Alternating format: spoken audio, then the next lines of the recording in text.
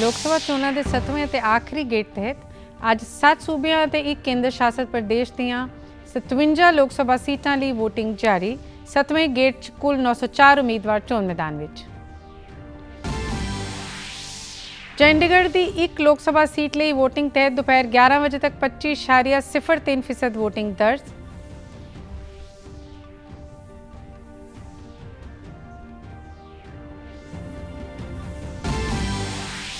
ਅਤੇ ਪੰਜਾਬ, ਹਰਿਆਣਾ, ਚੰਡੀਗੜ੍ਹ ਸਮੇਤ ਉੱਤਰ ਭਾਰਤ ਵਿੱਚ ਕਹਿਰਾਂ ਦੀ ਗਰਮੀ ਜਾਰੀ। ਮੌਸਮ ਵਿਭਾਗ ਨੇ ਅਗਲੇ ਦਿਨਾਂ ਦੌਰਾਨ ਹਲਕੀ ਵਰਖਾ ਹਨੇਰੀ ਦੀ ਜਤਾਈ ਸੰਭਾਵਨਾ। ਨਮਸਕਾਰ, ਖਬਰਾਂ ਦੇ ਇਸ ਬੁਲੇਟਿਨ ਵਿੱਚ ਤੁਹਾਡਾ ਸਵਾਗਤ ਹੈ। ਮੈਂ ਹਾਂ ਗੀਤੂ ਗੁਲਾਟੀ ਅਤੇ ਹੁਣ ਖਬਰਾਂ ਵਿਸਥਾਰ ਨਾਲ। ਲੋਕ ਸਭਾ ਚੋਣਾਂ ਦੇ 7ਵੇਂ ਅਤੇ ਆਖਰੀ ਗੇੜ ਤਹਿਤ ਅੱਜ 7 ਸੂਬਿਆਂ ਅਤੇ 1 ਕੇਂਦਰ ਸ਼ਾਸਤ ਪ੍ਰਦੇਸ਼ ਦੀਆਂ 57 ਲੋਕ ਸਭਾ ਸੀਟਾਂ ਲਈ ਵੋਟਿੰਗ ਜਾਰੀ ਹੈ। 7ਵੇਂ ਗੇੜ ਤਹਿਤ ਪੰਜਾਬ ਅਤੇ ਉੱਤਰ ਪ੍ਰਦੇਸ਼ ਦੀਆਂ 13, ਕੇਂਦਰ ਸ਼ਾਸਤ ਪ੍ਰਦੇਸ਼ ਚੰਡੀਗੜ੍ਹ ਦੀ 1, ਪੱਛਮ ਬੰਗਾਲ ਦੀਆਂ 9, ਬਿਹਾਰ ਦੀਆਂ 8, ਉੜੀਸਾ ਦੀਆਂ 6, ਹਿਮਾਚਲ ਪ੍ਰਦੇਸ਼ ਦੀਆਂ 4 ਅਤੇ ਝਾਰਖੰਡ ਦੀਆਂ 3 ਲੋਕ ਸਭਾ ਸੀਟਾਂ ਲਈ ਵੋਟਿੰਗ ਹੋ ਰਹੀ ਹੈ। ਅੱਜ ਉੜੀਸਾ ਵਿੱਚ ਵਿਧਾਨ ਸਭਾ ਦੇ 42 ਹਲਕਿਆਂ ਲਈ ਵੀ ਵੋਟਿੰਗ ਕੀਤੀ ਜਾ ਰਹੀ ਹੈ। ਵੋਟਿੰਗ ਪ੍ਰਕਿਰਿਆ ਸ਼ਾਮ 6 ਵਜੇ ਤੱਕ ਚੱਲੇਗੀ। 7ਵੇਂ ਗੇੜ ਦੀ ਵੋਟਿੰਗ ਤਹਿਤ ਕੁੱਲ 904 ਉਮੀਦਵਾਰ ਚੋਣ ਮੈਦਾਨ ਵਿੱਚ ਨੇ। ਅੱਜ ਦੀ ਵੋਟਿੰਗ ਦੌਰਾਨ ਜਿਨ੍ਹਾਂ ਉਮੀਦਵਾਰਾਂ ਦੀ ਸਿਆਸੀ ਕਿਸਮਤ ਦਾ ਫੈਸਲਾ EVM ਵਿੱਚ ਬੰਦ ਹੋ ਜਾਵੇਗਾ, ਉਹਨਾਂ ਵਿੱਚ ਪ੍ਰਧਾਨ ਮੰਤਰੀ ਤੇ ਭਾਜਪਾ ਦੇ ਸੀਨੀਅਰ ਨੇਤਾ ਨਰਿੰਦਰ ਮੋਦੀ, ਕੇਂਦਰੀ ਮੰਤਰੀ ਅਨੁਰਾਗ ਠਾਕੁਰ, ਰਵੀ ਸ਼ੰਕਰ ਪ੍ਰਸਾਦ, ਕਾਂਗਰਸ ਨੇਤਾ ਮਨੀਸ਼ ਤਿਵਾੜੀ ਆਦਿ ਸ਼ਾਮਲ ਨੇ। ਲੋਕ ਸਭਾ ਚੋਣਾਂ ਦੇ ਪਿਛਲੇ 6 ਗੇੜਾਂ ਤਹਿਤ 486 ਲੋਕ ਸਭਾ ਸੀਟਾਂ ਲਈ ਵੋਟਿੰਗ ਹੋ ਚੁੱਕੀ ਹੈ ਅਤੇ ਨਤੀਜੇ 4 ਜੂਨ ਨੂੰ ਐਲਾਨੇ ਜਾਣਗੇ। 7ਵੇਂ ਗੇੜ ਤਹਿਤ 11 ਵਜੇ ਤੱਕ 26.30% ਵੋਟਿੰਗ ਦਰਜ ਕੀਤੀ ਗਈ। ਹਿਮਾਚਲ ਵਿੱਚ 11 ਵਜੇ ਤੱਕ ਸਭ ਤੋਂ ਵੱਧ 31.92% ਵੋਟਿੰਗ ਦਰਜ ਕੀਤੀ ਗਈ। ਪੰਜਾਬ ਵਿੱਚ 23.91%, ਉੱਤਰ ਪ੍ਰਦੇਸ਼ ਵਿੱਚ 28.02%, ਝਾਰਖੰਡ ਵਿੱਚ 29.55%, ਉੜੀਸਾ ਵਿੱਚ 22.64%, ਚੰਡੀਗੜ੍ਹ ਵਿੱਚ 25.03% ਅਤੇ ਪੱਛਮ ਬੰਗਾਲ ਵਿੱਚ 28.10% ਵੋਟਿੰਗ ਦਰਜ ਕੀਤੀ ਗਈ। ਲੋਕ ਸਭਾ ਚੋਣਾਂ ਦੇ ਆਖਰੀ ਗੇੜ ਤਹਿਤ ਵੋਟਿੰਗ ਦੌਰਾਨ ਕਈ ਸੀਨੀਅਰ ਲੀਡਰਾਂ ਵੱਲੋਂ ਵੀ ਆਪਣੀ ਵੋਟ ਭੁਗਤਾਈ ਗਈ। ਭਾਰਤੀ ਜਨਤਾ ਪਾਰਟੀ ਦੇ ਕੌਮੀ ਪ੍ਰਧਾਨ JP ਨੱਡਾ ਨੇ ਹਿਮਾਚਲ ਪ੍ਰਦੇਸ਼ ਤੇ ਬਿਲਾਸਪੁਰ ਵਿੱਚ ਆਪਣੇ ਵੋਟ ਦੇ ਹੱਕ ਦਾ ਇਸਤੇਮਾਲ ਕੀਤਾ। ਉਹਨਾਂ ਨੇ ਲੋਕਾਂ ਨੂੰ ਵੋਟਿੰਗ ਦੀ ਅਪੀਲ ਕਰਦਿਆਂ ਆਤਮ ਨਿਰਭਰ ਭਾਰਤ, ਸਸ਼ਕਤ ਭਾਰਤ ਲਈ ਵੱਧ ਚੜ੍ਹ ਕੇ ਵੋਟਿੰਗ ਕਰਨ ਲਈ ਆਖਿਆ ਹੈ। मैं सबसे अपील करता हूं कि सशक्त भारत के लिए, सक्षम भारत के लिए, सामर्थ्यवान भारत के लिए और आत्मनिर्भर भारत के लिए सभी मतदाता ज़्यादा से ज़्यादा मतों के साथ अपना मतदान का प्रयोग करें। ਕੇਂਦਰੀ ਮੰਤਰੀ ਅਨੁਰਾਗ ਸਿੰਘ ਠਾਕੁਰ ਨੇ ਹਮੀਰਪੁਰ 'ਚ ਵੋਟ ਪਾਉਣ ਤੋਂ ਬਾਅਦ ਕਿਹਾ ਕਿ ਵੋਟਿੰਗ ਲਈ ਲੋਕਾਂ ਵਿੱਚ ਭਾਰੀ ਉਤਸ਼ਾਹ ਹੈ ਅਤੇ ਚੰਗੀ ਸਰਕਾਰ ਲਈ ਲੋਕ ਸਵੇਰ ਤੋਂ ਹੀ ਵੋਟਿੰਗ ਪ੍ਰਕਿਰਿਆ ਵਿੱਚ ਹਿੱਸਾ ਲੈ ਰਹੇ ਨੇ। हमने 2014 में 282, 2019 में 303, इनके पूर्ण बहुमत की सरकारें बनाई जो 1984 के बाद बनी। ये अपने आप में दिखाता है कि जनता ने बार बार विश्वास भारतीय जनता पार्टी पर किया, मोदी जी पर किया और इस बार भी जनता का पूरा आशीर्वाद मिलने वाला है। जहाँ तक मैं देख पा रहा हूँ, हम हिमाचल की चारों सीटें लोकसभा जीतेंगे। ਲੋਕਤੰਤਰ ਦੇ ਆਖਰੀ ਗੇੜ ਤਹਿਤ ਪੂਰੇ ਉਤਸ਼ਾਹ ਨਾਲ ਵੋਟਿੰਗ ਪ੍ਰਕਿਰਿਆ ਜਾਰੀ ਹੈ। ਪੰਜਾਬ ਦੇ ਮੁੱਖ ਮੰਤਰੀ ਭਗਵੰਤ ਮਾਨ ਨੇ ਸੰਗਰੂਰ ਦੇ ਪਿੰਡ ਮੰਗਵਾਲਾ ਵਿੱਚ ਪਰਿਵਾਰ ਸਮੇਤ ਪਹੁੰਚ ਕੇ ਵੋਟ ਪਾਈ। ਭਾਜਪਾ ਦੇ ਅੰਮ੍ਰਿਤਸਰ ਤੋਂ ਉਮੀਦਵਾਰ ਤਰਨਜੀਤ ਸਿੰਘ ਸੰਧੂ ਨੇ ਵੀ ਆਪਣੀ ਵੋਟ ਭੁਗਤਾਈ। ਉਹਨਾਂ ਕਿਹਾ ਕਿ ਦੁਨੀਆ ਦੇ ਸਭ ਤੋਂ ਵੱਡੇ ਲੋਕਤੰਤਰ ਲਈ ਵੋਟਿੰਗ ਪ੍ਰਕਿਰਿਆ ਉਤਸ਼ਾਹ ਨਾਲ ਜਾਰੀ ਹੈ। ਪ੍ਰਾਈਡ ਵਾਲਾ ਦਿਨ ਹੈ ਸਾਡੇ ਸਾਰਿਆਂ ਲਈ। ਸਭ ਤੋਂ ਦੁਨੀਆ ਦੀ ਵੱਡੀ ਡੈਮੋਕ੍ਰੈਟਿਕ ਐਕਸਰਸਾਈਜ਼ ਹੋ ਰਹੀ ਹੈ ਤੇ ਲੋਕੀ ਆਪਣਾ ਰਾਈਟ ਐਕਸਰਸਾਈਜ਼ ਕਰਦੇ ਨੇ। ਅੱਜ ਪਟਿਆਲਾ ਤੋਂ ਕਾਂਗਰਸ ਉਮੀਦਵਾਰ ਡਾਕਟਰ ਧਰਮਵੀਰ ਗਾਂਧੀ ਨੇ ਵੀ ਪਰਿਵਾਰ ਸਮੇਤ ਵੋਟ ਪਾਈ। ਉਹਨਾਂ ਦਾ ਇਸ ਸੀਟ ਤੇ ਮੁੱਖ ਮੁਕਾਬਲਾ ਭਾਜਪਾ ਦੀ ਉਮੀਦਵਾਰ ਮਹਾਰਾਣੀ ਪ੍ਰਨੀਤ ਕੌਰ ਨਾਲ ਹੈ। ਪੰਜਾਬ ਕਾਂਗਰਸ ਪ੍ਰਧਾਨ ਅਮਰਿੰਦਰ ਸਿੰਘ ਰਾਜਾ ਵੜਿੰਗ ਨੇ ਆਪਣੀ ਪਤਨੀ ਸਮੇਤ ਮੁਕਤਸਰ ਵਿੱਚ ਵੋਟ ਪਾਈ।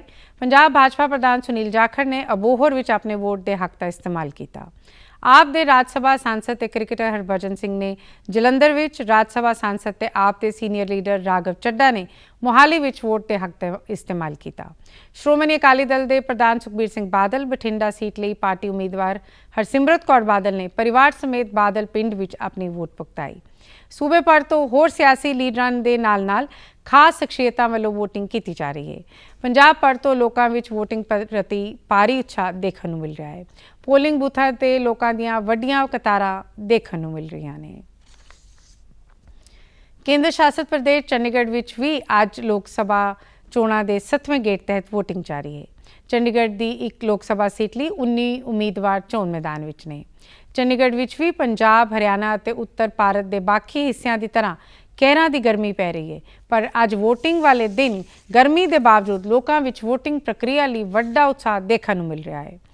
ਵੋਟਿੰਗ ਪ੍ਰਕਿਰਿਆ ਸਵੇਰੇ 7 ਵਜੇ ਸ਼ੁਰੂ ਹੋਈ, ਪਰ ਇਸ ਤੋਂ ਪਹਿਲਾਂ ਹੀ ਪੋਲਿੰਗ ਸਟੇਸ਼ਨਾਂ ਤੇ ਵੋਟਰਾਂ ਦੀਆਂ ਲੰਬੀਆਂ ਕਤਾਰਾਂ ਦੇਖਣ ਨੂੰ ਮਿਲੀਆਂ। ਚੰਡੀਗੜ੍ਹ ਵਿੱਚ ਸਵੇਰੇ 9 ਵਜੇ ਤੱਕ 11.64% ਵੋਟਿੰਗ ਦਰਜ ਕੀਤੀ ਗਈ। ਚੰਡੀਗੜ੍ਹ ਤੋਂ ਭਾਜਪਾ ਉਮੀਦਵਾਰ ਸੰਜੇ ਟੰਡਨ ਨੇ ਸੈਕਟਰ 18 ਦੇ ਸਰਕਾਰੀ ਸਕੂਲ ਵਿੱਚ ਬਣੇ ਪੋਲਿੰਗ ਬੂਥ ਤੇ ਪਰਿਵਾਰ ਸਮੇਤ ਵੋਟ ਪਾਈ। ਸੰਜੇ ਟੰਡਨ ਦਾ ਕਾਂਗਰਸ ਤੇ ਇੰਡੀਆ ਗਠਜੋੜ ਦੇ ਸਾਂਝੇ ਉਮੀਦਵਾਰ ਮਨੀਸ਼ ਤਿਵਾੜੀ ਵੀ ਚੰਡੀਗੜ੍ਹ ਵਿੱਚ ਸੀਟ ਲਈ ਮੁਕਾਬਲਾ ਹੈ। ਸੰਜੇ ਟੰਡਨ ਨੇ ਲੋਕਾਂ ਨੂੰ ਵੱਧ ਤੋਂ ਵੱਧ ਵੋਟਿੰਗ ਕਰਕੇ ਪ੍ਰਧਾਨ ਮੰਤਰੀ ਨੂੰ ਇੱਕ ਵਾਰ ਫਿਰ ਪ੍ਰਧਾਨ ਮੰਤਰੀ ਬਣਾਉਣ ਦੀ ਅਪੀਲ ਕੀਤੀ ਹੈ। की तरह से भी लोग याद करें, इसलिए सब लोग आगे मिलकर वोट करने के लिए आए और नरेंद्र मोदी जी को फिर से प्रधानमंत्री बनाने के लिए हम कार्य करें। ਚੰਡੀਗੜ੍ਹ ਤੋਂ ਸਾਂਸਦ ਕਿਰਨ ਖੇਰ ਨੇ ਸੈਕਟਰ 7 ਵਿੱਚ ਬੂਥ ਨੰਬਰ 125 ਤੇ ਆਪਣਾ ਵੋਟ ਪੁਗਤਾਇਆ। ਉਹਨਾਂ ਨੇ ਭਾਜਪਾ ਨੂੰ ਫਿਰ ਤੋਂ ਜੇਤੂ ਬਣਾਉਣ ਲਈ ਵੋਟ ਦੀ ਅਪੀਲ ਕੀਤੀ ਹੈ। जब वोटिंग की बात आती है तो मुझे लगता है सब साथ चलते हैं। तो अब देखते हैं क्या रिजल्ट आते हैं, क्या होता है। 4 तारीख का वेट तो मुझे भी करना पड़ेगा और आपको। अब हर सीट का तो मुझे पता नहीं, मैंने कभी आंकलन किया नहीं इन बातों का, लेकिन मुझे इतना ज़रूर पता है कि बहुत अच्छी मेजॉरिटी आएगी हमारी। बहुत सारी चीज़ें लगती हैं जो हम कह नहीं सकते आपको। मुझे लगता है जितना काम मोदी सरकार ने देश में किया है आज तक तो किसी ने किया नहीं। All the very best. Chandigarh ਵਿੱਚ ਪਹਿਲੀ ਵਾਰ ਵੋਟ ਦੇ ਰਹੇ ਨੌਜਵਾਨਾਂ ਵਿੱਚ ਵੀ ਵੋਟਿੰਗ ਨੂੰ ਲੈ ਕੇ ਉਤਸ਼ਾਹ ਦੇਖਣ ਨੂੰ ਮਿਲ ਰਿਹਾ ਹੈ। ਇਸ ਤੋਂ ਇਲਾਵਾ ਬਜ਼ੁਰਗ, ਮਹਿਲਾ ਵੋਟਰਾਂ ਸਮੇਤ ਸਾਰਿਆਂ ਨੇ ਵੋਟ ਭੁਗਤਾਉਣ ਤੋਂ ਬਾਅਦ ਲੋਕਾਂ ਨੂੰ ਵੋਟ ਦੀ ਅਪੀਲ ਕੀਤੀ ਹੈ। ਨਾਲ ਹੀ ਪੋਲਿੰਗ ਸਟੇਸ਼ਨਾਂ ਤੇ ਵੋਟਿੰਗ ਸੰਬੰਧੀ ਕੀਤੇ ਪ੍ਰਬੰਧਾਂ ਤੇ ਸੰਤੁਸ਼ਟੀ ਜ਼ਾਹਿਰ ਕੀਤੀ ਹੈ। डाला बिकॉज अगर वोट डालना बहुत इंपॉर्टेंट है एंड वो हम बिकॉज हमें वोट देना एक राइट प्रोवाइड करता है कि हमने किसको सेंटर में भी लेके आना है, किसे हमने अपनी हमने हमारे लोकली भी हमने किसको लेके आना है। बिकॉज अगर हम वो नहीं करेंगे सो जो हमारे जो एक्चुअल चॉइस है वो सब बता नहीं पाएंगे दैट हमने किसको लेके आना है। वोटिंग के लिए जो अरेंजमेंट्स की हुई हैं आप शायद देख पाएँ कि नहीं, बहुत अच्छा किया हुआ है सब वोटर्स के लिए। I congratulate the administration for that. मैं 18 में रहती हूँ, गवर्नमेंट स्कूल में आई हूँ वोट डालने। ਚੰਡੀਗੜ੍ਹ ਦੇ ਕਈ ਵੋਟਿੰਗ ਕੇਂਦਰਾਂ ਤੇ ਬਾਕੀ ਪ੍ਰਬੰਧਾਂ ਤੋਂ ਇਲਾਵਾ ਚੋਣ ਕਮਿਸ਼ਨ ਵੱਲੋਂ ਠੰਡੇ ਮਿੱਠੇ ਪਾਣੀ ਦੀਆਂ ਛਬੀਲਾਂ ਲਗਾ ਕੇ ਵੋਟਰਾਂ ਨੂੰ ਗਰਮੀ ਤੋਂ ਰਾਹਤ ਦੇਣ ਦਾ ਉਪਰਾਲਾ ਵੀ ਕੀਤਾ ਗਿਆ ਹੈ। ਚੰਡੀਗੜ੍ਹ ਜ਼ਿਲ੍ਹਾ ਚੋਣ ਅਫਸਰ ਕਮ ਰਿਟਰਨਿੰਗ ਅਫਸਰ ਵਿਨੇ ਪ੍ਰਤਾਪ ਸਿੰਘ ਨੇ ਕਿਹਾ ਹੈ ਕਿ ਚੰਡੀਗੜ੍ਹ ਵਿੱਚ ਵੋਟਿੰਗ ਪ੍ਰਕਿਰਿਆ ਸੁਚੱਜੇ ਢੰਗ ਨਾਲ ਨੇਪਰੇ ਚਾੜਨ ਵਾਸਤੇ ਖਾਸ ਪ੍ਰਬੰਧ ਨੇ। ਉਹਨਾਂ ਨੇ ਕੱਲ੍ਹ ਜਾਣਕਾਰੀ ਦਿੰਦਿਆਂ ਦੱਸਿਆ ਕਿ ਪੂਰੇ ਸੰਸਦੀ ਖੇਤਰ ਵਿੱਚ 614 ਪੋਲਿੰਗ ਸਟੇਸ਼ਨ ਬਣਾਏ ਗਏ ਨੇ। ਵੱਖ-ਵੱਖ ਥਾਵਾਂ ਤੇ ਵੋਟਰਾਂ ਨੂੰ ਆਕਰਸ਼ਿਤ ਕਰਨ ਲਈ 55 ਮਾਡਲ ਪੋਲਿੰਗ ਸਟੇਸ਼ਨਾਂ ਸਮੇਤ 5 ਥੀਮ ਆਧਾਰਿਤ ਬੂਥ ਵੀ ਬਣਾਏ ਗਏ ਨੇ ਤਾਂ ਜੋ ਵੱਧ ਤੋਂ ਵੱਧ ਵੋਟਰ ਇਸ ਲੋਕਤੰਤਰ ਦੇ ਮਹਾਂਪਰਵ ਵਿੱਚ ਆਪਣੇ ਵੋਟ ਦੇ ਹੱਕ ਦਾ ਇਸਤੇਮਾਲ ਕਰ ਸਕਣ। ਲੋਕ ਸਭਾ ਚੋਣਾਂ ਦੇ 7ਵੇਂ ਅਤੇ ਆਖਰੀ ਗੇੜ ਤਹਿਤ ਪੰਜਾਬ ਦੀਆਂ 13 ਲੋਕ ਸਭਾ ਸੀਟਾਂ ਲਈ ਵੋਟਿੰਗ ਜਾਰੀ ਹੈ ਅਤੇ 328 ਉਮੀਦਵਾਰ ਚੋਣ ਮੈਦਾਨ ਵਿੱਚ ਨੇ। ਸਿਬਨ ਸਿੰਘ ਨੇ ਦੱਸਿਆ ਹੈ ਕਿ ਸੂਬੇ ਵਿੱਚ ਕੁੱਲ 2,14,61,741 ਵੋਟਰ ਨੇ, ਜਿਨ੍ਹਾਂ ਵਿੱਚੋਂ 1,12,86,727 ਪੁਰਸ਼ ਵੋਟਰ ਅਤੇ 1,01,74,241 ਮਹਿਲਾ ਵੋਟਰ ਨੇ। ਇਹਨਾਂ ਤੋਂ ਇਲਾਵਾ 773 ਟਰਾਂਸਜੈਂਡਰ, 1,58,718 ਦਿਵਿਆਂਗ ਵੋਟਰ ਅਤੇ 1,614 NRI ਵੋਟਰ ਸ਼ਾਮਿਲ ਨੇ। ਉਹਨਾਂ ਦੱਸਿਆ ਕਿ ਪਹਿਲੀ ਵਾਰ ਆਪਣੇ ਵੋਟ ਤੇ ਅਧਿਕਾਰ ਦੀ ਵਰਤੋਂ ਕਰਨ ਵਾਲੇ ਵੋਟਰਾਂ ਦੀ ਗਿਣਤੀ 5,38,715 ਹੈ ਅਤੇ 85 ਸਾਲ ਤੋਂ ਵੱਧ ਉਮਰ ਦੇ 1,99,855 ਵੋਟਰ ਨੇ, ਜਿਨ੍ਹਾਂ ਵੱਲੋਂ ਆਪਣੇ ਵੋਟ ਦੇ ਅਧਿਕਾਰ ਦੀ ਵਰਤੋਂ ਅੱਜ ਕੀਤੀ ਜਾਵੇਗੀ। ਉਹਨਾਂ ਦੱਸਿਆ ਕਿ ਵੋਟਰਾਂ ਲਈ ਵਿਆਪਕ ਸਹੂਲਤਾਂ ਅਤੇ ਠੋਸ ਸੁਰੱਖਿਆ ਪ੍ਰਬੰਧ ਯਕੀਨੀ ਬਣਾਏ ਗਏ ਨੇ। ਵੋਟਰਾਂ ਨੂੰ ਉਤਸ਼ਾਹਿਤ ਕਰਨ ਲਈ ਮਾਡਲ ਹਰੇ ਤੇ ਗੁਲਾਬੀ ਬੂਥ ਬਣਾਉਣ ਤੋਂ ਇਲਾਵਾ ਦਿਵਿਆਂਗਾਂ ਲਈ ਵੀ ਪੋਲਿੰਗ ਬੂਥਾਂ ਦੇ ਢੁਕਵੇਂ ਪ੍ਰਬੰਧ ਨੇ। ਸਾਰੇ ਪੋਲਿੰਗ ਸਟੇਸ਼ਨਾਂ ਤੇ 100% ਲਾਈਵ ਵੈਬਕਾਸਟਿੰਗ ਅਤੇ CCTV ਦੀ ਸਹੂਲਤ ਯਕੀਨੀ ਬਣਾਈ ਗਈ ਹੈ। ਸ਼ਾਂਤੀਪੂਰਵਕ ਚੋਣਾਂ ਮੁਕੰਮਲ ਕਰਵਾਉਣ ਲਈ ਪੰਜਾਬ ਪੁਲਿਸ ਅਤੇ ਕੇਂਦਰੀ ਸੁਰੱਖਿਆ ਬਲ ਵੀ ਪੂਰੀ ਤਰ੍ਹਾਂ ਮੁਸਤੈਦ ਨੇ। ਉਹਨਾਂ ਨੇ ਵੋਟਰਾਂ ਨੂੰ ਆਪਣੇ ਵੋਟ ਸੰਬੰਧੀ ਜਾਣਕਾਰੀ ਲਈ ਚੋਣ ਕਮਿਸ਼ਨ ਦੀ ਵੈਬਸਾਈਟ ਅਤੇ ਕਿਸੇ ਸ਼ਿਕਾਇਤ ਲਈ C-Vigil ਐਪ ਦੀ ਵਰਤੋਂ ਦੀ ਵੀ ਅਪੀਲ ਕੀਤੀ ਹੈ। ਪੰਜਾਬ ਦੇ ਮੁੱਖ ਚੋਣ ਅਧਿਕਾਰੀ ਸਿਬਨ ਸਿੰਘ ਨੇ ਸੂਬਾ ਵਾਸੀਆਂ ਨੂੰ ਇਸ ਵਾਰ 70 ਪਾਰ ਵੋਟਿੰਗ ਦੇ ਟੀਚੇ ਦੀ ਪ੍ਰਾਪਤੀ ਲਈ ਲੋਕਤੰਤਰ ਦੇ ਤਿਉਹਾਰ ਵਿੱਚ ਵੱਧ ਚੜ੍ਹ ਕੇ ਹਿੱਸਾ ਲੈਣ ਦੀ ਅਪੀਲ ਕੀਤੀ ਹੈ। ਇਸੇ ਦੌਰਾਨ ਗਰਮੀ ਤੋਂ ਰਾਹਤ ਦੇਣ ਦੇ ਨਾਲ ਵੋਟਰਾਂ ਲਈ ਆਰਾਮਦਾਇਕ ਮਾਹੌਲ ਯਕੀਨੀ ਬਣਾਉਣ ਲਈ ਵੀ ਮੁੱਖ ਚੋਣ ਅਧਿਕਾਰੀ ਦਫ਼ਤਰ ਵੱਲੋਂ ਅੱਜ ਵੋਟਾਂ ਵਾਲੇ ਦਿਨ ਪੰਜਾਬ ਭਰ ਦੇ ਸਾਰੇ 24,451 ਪੋਲਿੰਗ ਸਟੇਸ਼ਨਾਂ ਤੇ ਗੁਲਾਬ ਸ਼ਰਬਤ ਵਰਤਾਉਣ ਦਾ ਪ੍ਰਬੰਧ ਵੀ ਕੀਤਾ ਗਿਆ। ਇਸ ਕਦਮ ਦਾ ਮੰਤਵ ਵੋਟਰਾਂ ਨੂੰ ਗਰਮੀ ਦੇ ਪ੍ਰਭਾਵ ਤੋਂ ਰਾਹਤ ਦੇਣਾ ਹੈ। ਮੁੱਖ ਚੋਣ ਅਧਿਕਾਰੀ ਨੇ ਦੱਸਿਆ ਹੈ ਕਿ ਇਹ ਨੇਕ ਉਪਰਾਲਾ ਵੋਟਿੰਗ ਪ੍ਰਕਿਰਿਆ ਨੂੰ ਨਾਗਰਿਕਾਂ ਲਈ ਵੱਧ ਤੋਂ ਵੱਧ ਸੁਚਾਰੂ ਅਤੇ ਆਰਾਮਦਾਇਕ ਬਣਾਉਣ ਦੇ ਮੰਤਵ ਨਾਲ ਕੀਤਾ ਗਿਆ ਹੈ। ਪੰਜਾਬ ਦੇ ਮੁੱਖ ਚੋਣ ਅਧਿਕਾਰੀ ਸਿਬਨ ਸਿੰਘ ਨੇ ਕਿਹਾ ਹੈ ਕਿ EVM ਮਸ਼ੀਨਾਂ ਦੀ ਸੁਰੱਖਿਆ ਲਈ ਪੁਖਤਾ ਪ੍ਰਬੰਧ ਨੇ। ਸੂਬੇ ਦੇ ਸਾਰੇ ਸਟਰੋਂਗ ਰੂਮਾਂ ਦੇ ਬਾਹਰ ਅਰਧ ਸੈਨਿਕ ਬਲ ਅਤੇ ਹੋਰ ਸੁਰੱਖਿਆ ਟੀਮਾਂ 24 ਘੰਟੇ ਤੈਨਾਤ ਰਹਿਣਗੀਆਂ।